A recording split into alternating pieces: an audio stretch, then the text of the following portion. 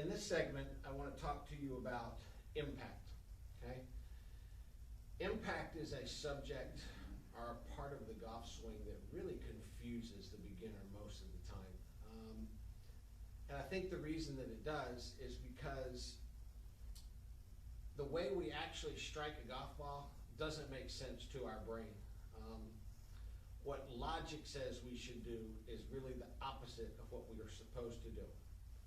So logic says that I've got a golf ball and it's sitting on the ground and I'm trying to hit the ball to make the ball go up in the air. So logic tells me that I want to get my golf club under this ball so I can lift it up into the air, okay? I've taught just hundreds and hundreds of beginner golf clinics throughout my career, and I ask this question all the time. I ask them, how does the golf ball get up in the air? What makes the ball get up into the air?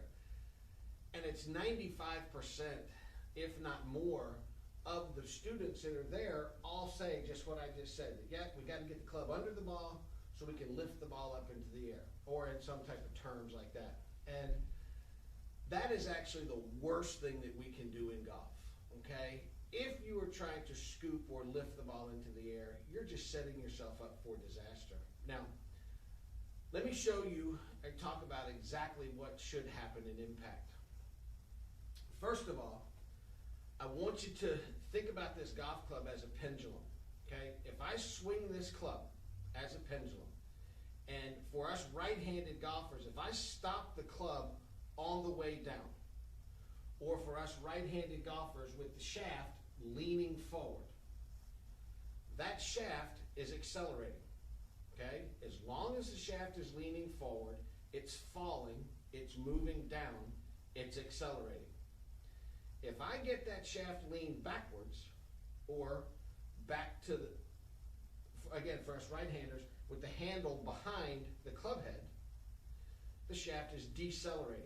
Well, we do not want to hit a golf ball with a decelerating shaft. We want to hit a golf ball with a shaft that's accelerating. So there's the first thing.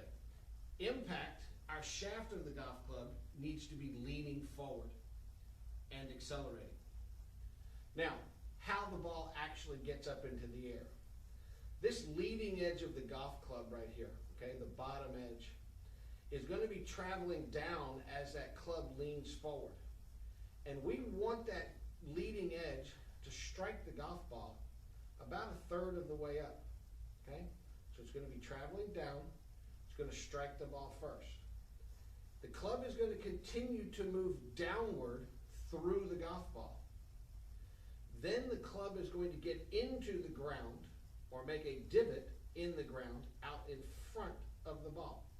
So our golf club is continuing to swing down through the golf ball, and it will reach the bottom of it, the golf swing, or the bottom of the arc, somewhere right out here in front of the ball. Now, what happens is the ball gets squeezed between that club face and the ground. Now, this is a little exaggeration of lean here, but for demonstration purposes, the ball is going to get squeezed between the club face and the ground. And the ball doesn't have anywhere to go. So the ball then actually spins up the club face and gets shot up into the air with backspin, okay? If you ever watch golf on television, when those tour players hit golf balls and they land on the green, you'll see them hit the green and stop, hit the green and back up sometimes. That's backspin. You'll also notice that when those tour players are hitting irons, sometimes even with their hybrids or woods, they take a divot. They are pulling big chunks of grass out of the fairway.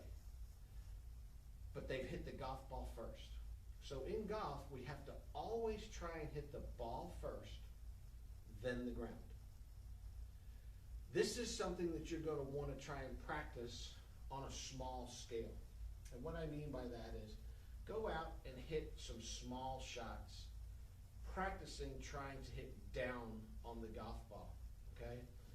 I've got a little mat here and I've got a net set up, and not using real golf balls today. These are a great practice ball. They're some type of hard foam. They're called Almost Golf, and they, you know, if you're outdoors, you can maybe fly one 80 yards, something like that, but they won't break windows, they won't damage anything. They're really, really good. They're much better than those wiffle balls you can buy. I just don't recommend those at all. But anyway, so you want to practice this on a small scale. I want to just hit some small shots, really focusing on that my golf club is coming into the ball, leaning forward, moving down, and I'm hitting the ball first, then the ground. Now, that motion that I was just making is what it looks like to hit down on the ball. We move the entire club. Notice how the handle of the golf club is moving forward. The handle of the club is moving down. Don't make the mistake, again, of most beginners and most golfers. They want to try and swing down, and they want to swing the club head down. They want to use their hands and force that club head down into the ground. And that is wrong. That's it's a power loss. And again, it's going to make you hit bad golf shots. So we want to work the golf club so that the whole club leans forward. We hit the ball first, then the ground, and we just want to have a nice little follow through. Notice how my body is turning when I do this. The reality is I'm really trying to keep my arms very relaxed, and I'm really letting my body's pivot do the work. We've already gone through the pivot drill and talked about the importance of the pivot in the golf swing. So here's where it works. So let me hit a couple shots here and just show you. Just got a narrow little stance.